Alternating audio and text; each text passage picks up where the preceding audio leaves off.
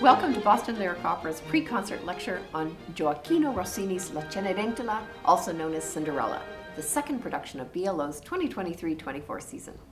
Out of the three most well-known bel canto composers, Rossini, Donizetti, and Bellini, it is Rossini who puts the biggest smile across my face and who puts me on the edge of my seat with excitement.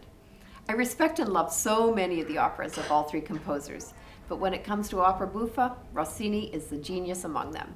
He had his own very distinct bel canto style, a style that was rooted in the classical period, which included symmetry, clarity, balance, and elegance. What Rossini changed and revolutionized in what we now refer to as the bel canto style was rhythmic tenacity, florid passages that required extraordinary technical skill, gymnastic textual delivery, and what was referred to as the Rossini crescendo.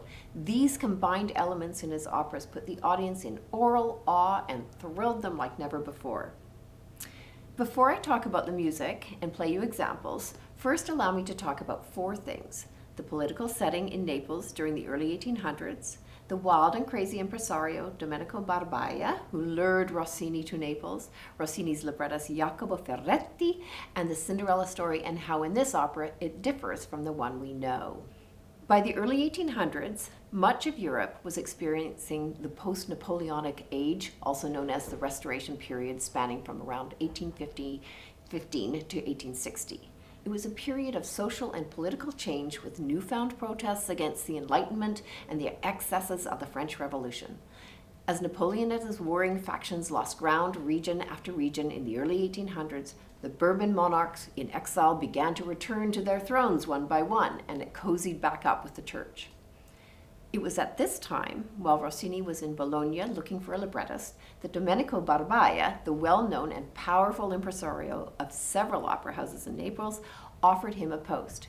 Naples was considered one of the major centers of opera in Italy at the time, and the contract with the wealthy Barbaia was considered quite a coup. Domenico Barbaia was born into a family of humble means. He started out as essentially a barista as we know it, and soon revealed his entrepreneurial skills by creating a drink combining whipped cream, coffee, and chocolate, which became known as a barbaiata or barbaiada. It is still popular to this day, and you can find recipes for it online. The beginnings of his fortune were made off of this drink, but most of his wealth was acquired through his gaming houses and opera houses, his two passions. He had a reputation for being rather shrewd and unscrupulous and was considered a bit of a crook, but a powerful one. In his brilliance, he found a way to combine opera and gambling by offering gambling facilities in his opera houses alongside performances, a practice not as common as one might think at that time, especially in Milan and Naples. In Alan Kendall's book on Rossini, he writes about Barbaia as follows. As the composer Rovani put it, in his position as impresario, he was an inexorable usurer of composers, singers, and dancers. In this way, he sniffed the scent of true merit like a fox that, when still a long way off, raises its muzzle in the air and catches the scent of the chicken. Kendall further quotes Rossini, who wrote, "The impresario would also have put the composer in charge of the kitchen had he been able." Rossini's contract with Barbaia stipulated that he must compose 2 operas a year and oversee orchestration for other operas in production. He was given the freedom to take unpaid leaves for other work, as well as shares in the gambling houses. Apparently, Rossini did pretty well by this latter perk. He also gained a wife while in Naples, the revered singer Isabella Colbran, who was Barbaia's mistress. Rossini wrote 10 operas for her during his time in Naples. The Naples position came at a rather fortuitous time for Rossini, who had gotten himself into a bit of a political pickle. Rossini was 23 and was rising in popularity as a composer. While in Bologna, Joachim Murat, Napoleon's brother-in-law and military commander, asked Rossini to compose a patriotic hymn as a rally cry for Italy. Rossini was teaching Napoleon's niece, the daughter of Napoleon's sister, Elisa, and perhaps he felt obliged. In any case, the day after Rossini performed the hymn Inno d'Indipendenza for Murat's rallies, the Austrians swept in and defeated Murat and reclaimed Bologna. Rossini's association with Murat immediately put him on a political subversive list by the new regime. Therefore, Barbaia's invitation conveniently helped him get out of the proverbial dodge. Rossini spent 7 years in Naples, and during that time he wrote 10 operas in total, 2 of which were Il Barbiere di Siviglia and La Cenerentola, Cinderella. Out of his total of 39 some-odd operas, these 2 operas remain his most popular, and they put him firmly on the map as an opera composer. He arrived in Naples a rising star, and he left a celebrity. Ironically, both of these operas were composed while he was on unpaid leave from Naples in Rome. Both were commissions for Rome opera houses. Barber of Seville was premiered in 1816 at the Teatro Argentina, and La Cenerentola for the 1817 carnival season at the Teatro Valle. La Cenerentola was actually not what Rossini originally set out to compose for the carnival season. He first worked on an opera based on Gaetano Rossi's Ninetta alla Corte, but the ecclesiastical censors got wind of it and started making noise about it. Rossini decided to abandon it and called in Jacopo Ferretti to help him find a new libretto. According to Ferretti's 1852 memoir account, which could well have been embellished, they landed on La Cenerentola as follows. I proposed 20 to 30 subjects for a melodrama, but one was envisaged as too serious for Rome then, at least during Carnival, when they wanted to laugh. This one was too complex, that one would have cost the impresario too much, and an impresario's views on economy must always be respected obediently by poets, and finally, another would not fit the virtuosos who had been designated. Weary of making suggestions, and half falling asleep in the middle of a yawn, I murmured, Cinderella. Rossini apparently leapt out of bed at the suggestion and asked Ferretti how long it would take to write a draft. Ferretti worked all night and handed him an outline draft of La Cenerentola the next morning. Ferretti ultimately finished the libretto in 22 days, and Rossini the score in 24 days. It should be noted that Rossini had the help of Luca Agolini, who wrote most of the recitatives, and Rossini borrowed from his own opera, La Gazzetta, for the overture. There is only one other moment of self-borrowing in the opera, Cenerentola's rondo and variation at the end of Act 2, which are based on Alma Viva's Cessa di più resistere in the Barber of Seville. It debuted in January of 1817 at the Teatro Valle. Now for the origins of the Cinderella story. There are over 3,000 versions of the story, but the opera is based on the French fairy tale by Charles Perrault, written in 1697. The real influences, read the storyline, however, were 2 opera settings of Cinderella. Nicolas Isoard's Cendrillon, with a libretto by C.G. Etienne in 1810, a huge sensation at the time, and Stefano Pavesi's Agatina, La Virtù Premiata, Virtue Rewarded, with a libretto by Felice Roman, which premiered in Milan in 1814 and was also very popular. It was the latter that particularly influenced Rossini. It should be noted that the highly respected composer Stefano Pavese fell prey to Rossini's libretto idea plagiarism more than once. It was not unusual at the time for composers to steal libretto ideas, but Rossini rather made a habit of it with Pavese, much to his chagrin.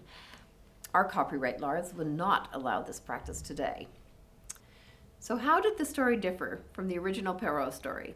Like Pavese, Ferretti dropped the magic elements. There are no magical transformations of pumpkins, mice, rats, or lizards. The stepmother is replaced by a father, Don Magnifico, a baron fallen on hard times financially, who is in need of social elevation through noble ties, not unlike the newly restored court of the returning Bourbons in Naples, who needed new ties to maintain their power. But more about that later. The fairy godmother is replaced by Alidoro, a tutor who is also a bass, and there is an added character, the valet named Dandini, who is a baritone. Both Alidoro and Dandini are in service of the prince, who is known as Ramiro.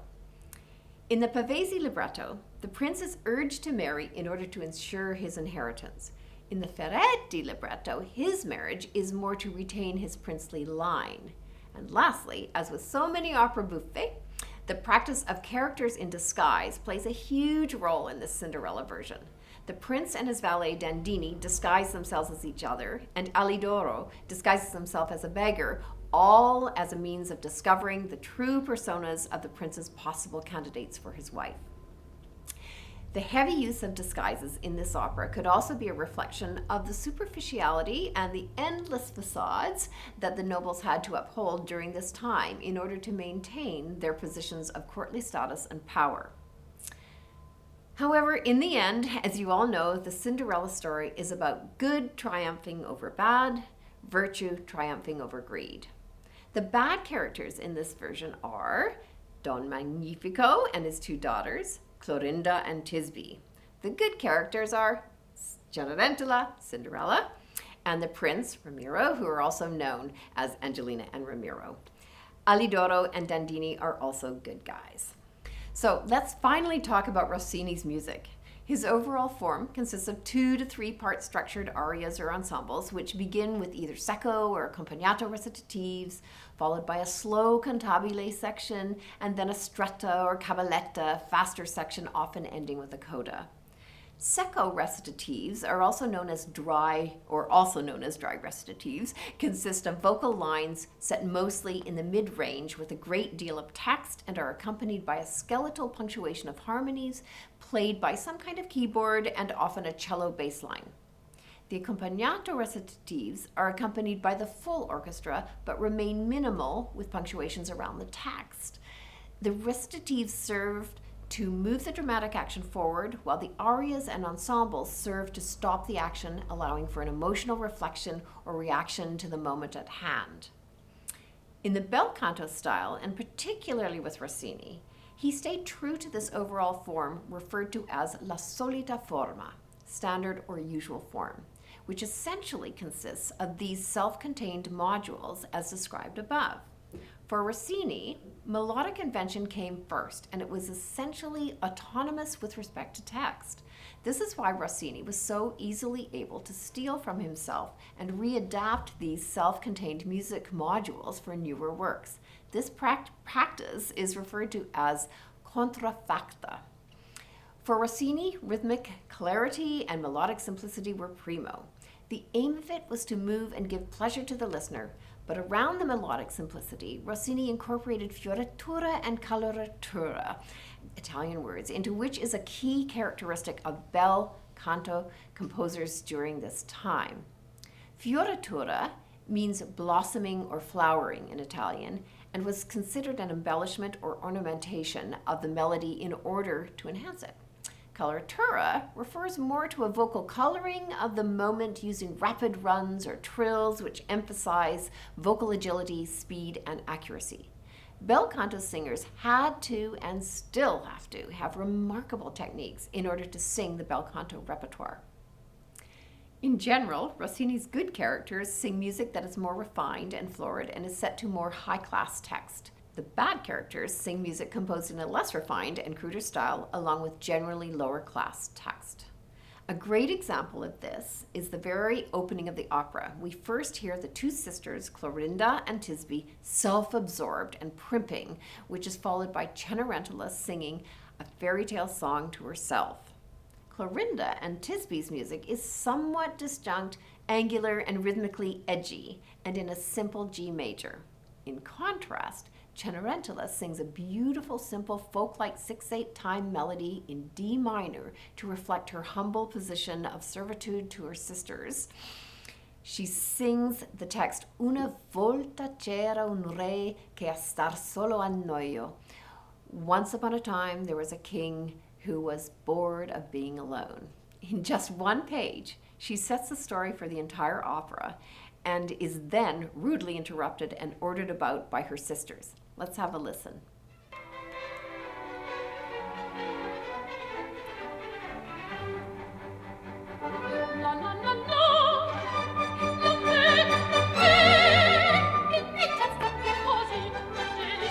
She's saying she can dance better than anybody else. No one else can dance like her. Tisbe's adorning herself with ornaments. Better here, better there.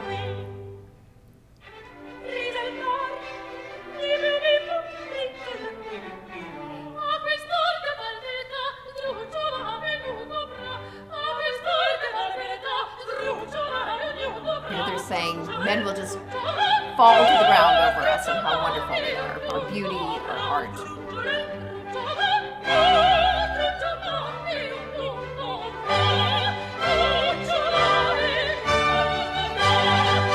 Lots of boasting going on.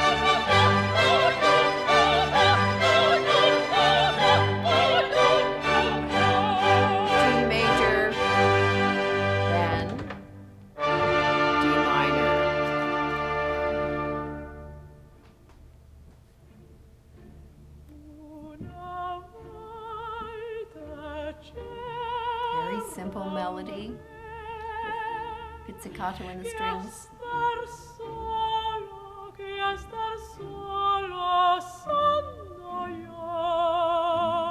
Very little ornamentation. At this point, there will be a little bit.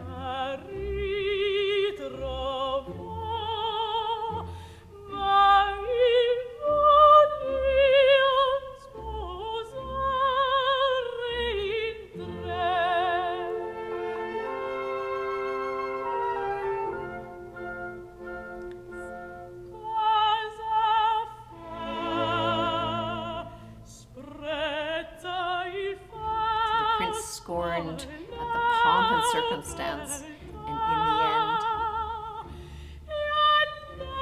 he chooses for himself innocence. She sings it 3 times.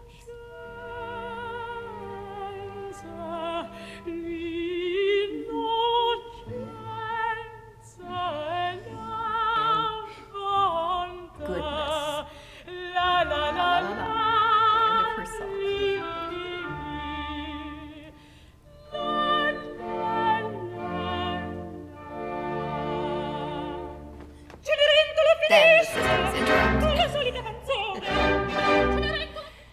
And back to the antics. Remember the simple music that you just heard Cenerentola sing, and you will see how her music transforms at the end of the opera, which I will play in a bit. Now, let's move to the Don Magnifico's Act 1 entrance aria. He enters disgruntled at his daughters for waking him from a dream due to their bickering. He proceeds to describe the dream in which he is an ass, albeit a wealthy one, who grew multiple feathers, perhaps a metaphor for accruing great wealth, and who suddenly flew up to the top of a church steeple. And he also uses the word the throne on the church steeple in the line. This is perhaps a reflection of his hope to rise up in society through the marriage of one of his daughters to royalty. It could also be a social commentary on the Bourbon monarchs rising to power and reinstating their ties with the church in Naples and Spain. In our production set in Boston, rather than nouveau riche versus royalty, it will be more nouveau riche versus Boston Brahmin, blue blood, old money. No princes in this production, just a really wealthy old money catch sought after by a lot of wannabe princesses. Musically, though, in this aria, Rossini and Ferretti make great use of onomatopoeia. Don Magnifico chastises his daughters, chattering by singing repeated chi-chi-chi-chi-chi, the Italian equivalent to our yakety-yakety-yak. And Ferretti even makes up a word for ringing, dindonar, when Don Magnifico is singing about the ringing church bells. It is a wonderfully fun aria that reflects the somewhat lowbrow, blustering, social climbing father that he is. Let's have a listen. It's talking about dreaming sort of hazily and clearly about an ass. Somaro. Mi sognette al fosco e chiaro un bellissimo somaro. Yes, somaro. Un somaro Oh, what a great solenne quando il tratto oh che portento He starts talking about feathers that are sprouting from his shoulders. Dispuntavano le penne ed in aria scivolò. Up to this church top. E diceva un campanile come todo si fermò. E diceva un campanile come todo si fermò. Si sentivano per di sotto The bells heard. le campane dindonar, Dindonar, there's a made-up word. Dindon. Col ciciccio giù di botto mi veniste a risvegliar. Col ciciccio giù di botto mi veniste a risvegliar. Col ciciccio giù di botto mi veniste a risvegliar. Col ciciccio giù, col ciciccio giù, col ciciccio giù, col ciciccio giù, mi faceste risvegliar. Very fun. The next aria that I would like to talk about is Dandini's aria Un'Appia, which he sings while disguised as a prince. It is a text I want to share with you and the possible social comment that it makes on the marriage politics of the time. The words translate roughly as this: As a bee on an April day goes winging lightly and playfully darts to the lily, then springs at the rose, seeking a sweet blossom for itself, so I go roving among the fair maids and look them over. I've seen thousands already and many more, but I can't find a mind or a face or a delicious morsel to suit me. The Pavese Cenerentola composer, prior to Rossini's Cenerentola, had no reference to a lily or rose, so this textual addition could well be an intentional comment on a politically charged arranged marriage between the Duc de Berry, son of the future Charles X of France, and King Ferdinand IV's teenage granddaughter. The Duke was a philandering cad from the House of Bourbon whose symbol was the lily, and the young teenager, Maria Carolina, was a highly refined descendant of the House of the Habsburgs, whose symbol was the bee. She ultimately ran his monarch because he was so inept and lazy. What is pertinent here is that Rossini composed the wedding cantata for this marriage 8 months prior to composing La Cenerentola, so this textual addition could well have been a reference to this arranged marriage for the sole purpose of maintaining political power by all involved. Here is just a little bit of it. It is somewhat goofy, which reflects who Dandini really is, not the prince, who he is disguised as. Even the music, it's almost cartoon-like in our minds. Come una penne giorni d'aprile va volando leggera e scherzosa ora il giglio Darts to the lily, salta la springs to the rose. dolce un fiore a cercare per sé fra le belle magie ne ho vedute già tante e poi tante, ma non trovo un giudizio, un sembiante.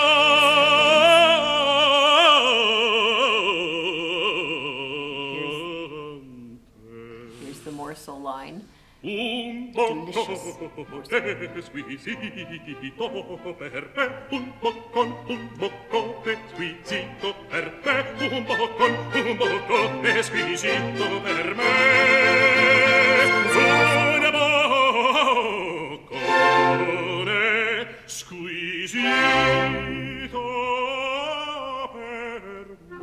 And then this is almost like the horseback riding music, so it's almost like the chase, and who comes in but Clorindo, Prince. The next musical example I would like to share with you is the Act 1 quintet, in which Alidoro arrives at Don Magnifico's house with a list of eligible daughters. He asks where the third daughter is. Don Magnifico states that she has died. When he states it a second time after being challenged, the orchestra descends chromatically, landing on an E flat, and then one of the opera's greatest dramatically awkward silences happens as they are momentarily paralyzed as to what to do. The silence is broken as gradually each character begins to sing quietly, observing the others in the room, wondering what must be going on in their heads and what is going to happen next. When they all eventually sing together, it is in tentative triplet figures which ultimately evolve into a barrage of gymnastic textual patter where Don Magnifico pulls Cenerentola aside to tell her he'll kill her if he says a word. We then hear an amazing thing. Cenerentola and the prince suddenly begin to sing a legato line in unison while the others are still singing in short, detached phrases. It's a brilliant psychological moment in opera. As musicologist Alan Kendall writes, the juxtaposition of genuine sentiment with such detachment is one of the high points, not only of the opera's buffa, but also of Rossini's own music responses to and handling of human nature. I do not have time to play the entire quintet for you, But this quintet is also a great example of a Rossini crescendo for which he was so famous, as is the finale of Act 1. The Rossini crescendo was not just a continuous build of volume, it was a complex and masterful technique of building a crescendo through melodic, harmonic, and rhythmic repeated patterns and stratification that was further enhanced by shortening the phrase structure and creating an illusion of speeding up with the growing volume. There's nothing as thrilling as a Rossini crescendo, which you will experience more than once in La Cenerentola.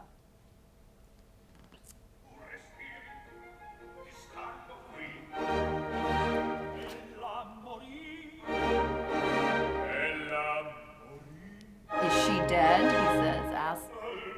Oh, Your Highness.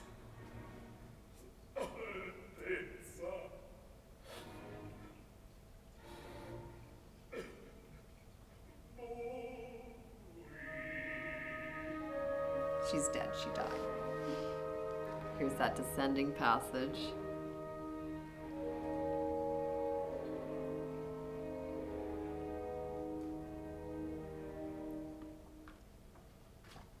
Everybody's looking at each other. Awkward silence.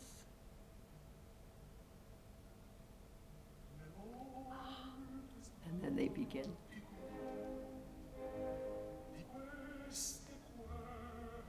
Everybody's on pins and needles. You can hear it in the pizzicato, pins and needles.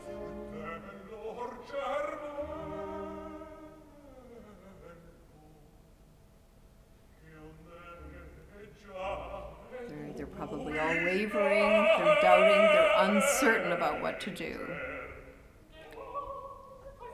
And they all start coming in. Now we're going to jump into the quintet a little bit, where they're all really starting, where they're all singing together. And this goes into this wonderful textual gymnastics section that is thrilling. And then we finally get to where the prince and Cenerentola start singing together with the others still singing detached and below. To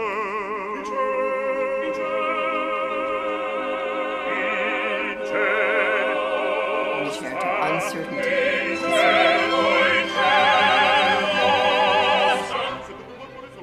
Here we go.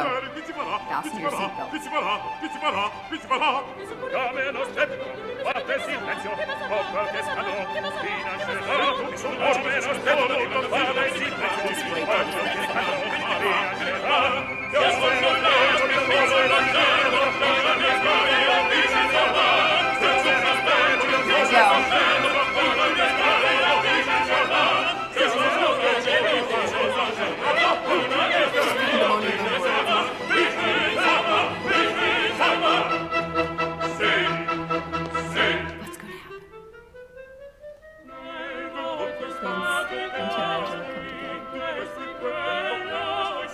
Different punctuations of the other characters all detached below. It's just brilliant. I do not have time to play another example of the extraordinarily demanding textual gymnastic writing of Rossini, which never fails to bring audiences into a state of jaw-dropping awe. But you have a treat in store for you when you hear the duet between the prince and Dandini that begins the Act 1 finale. The textual patter is not to be believed, and again, the Rossini crescendo will just thrill you. In conclusion, what I would like to play for you is an excerpt of Cenerentola's final aria after she has become princess to the prince.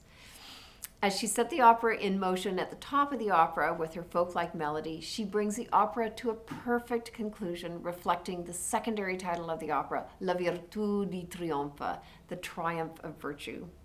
She is surrounded by her family, who are all in trepidation re how she will treat them now that she is in a position of power. However, true to form, she takes the high road and surprises them in her final aria, Nacqui all'affanno, I was born into sorrow. She sings of the sad life she was born into and then speaks of how, in a flash, using the word baleno, her fate has suddenly changed. She then turns to her whimpering family and tells them to dry their tears and to cease their trembling, saying that they can find in her a daughter, sister, and friend. She essentially publicly forgives them for all the abuse inflicted on her.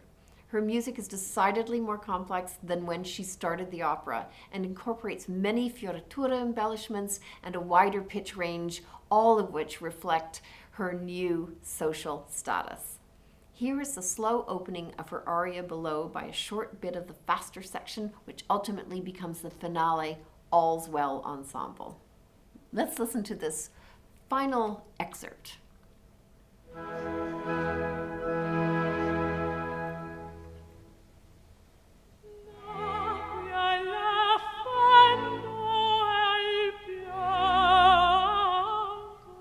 was born into sorrow and tears.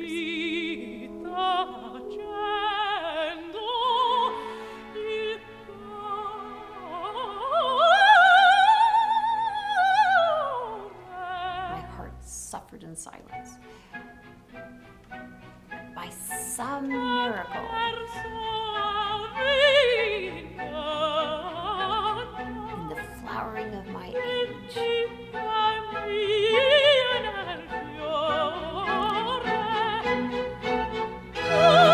quick flash.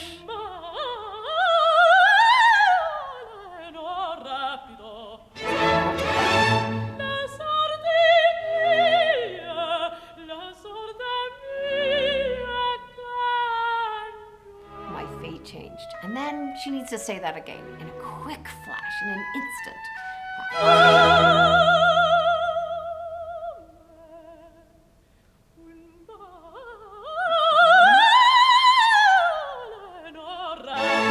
And then she's going to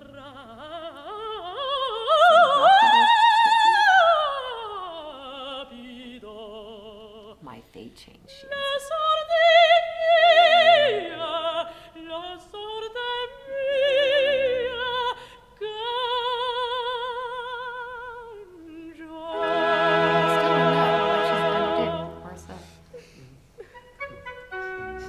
pins and needles.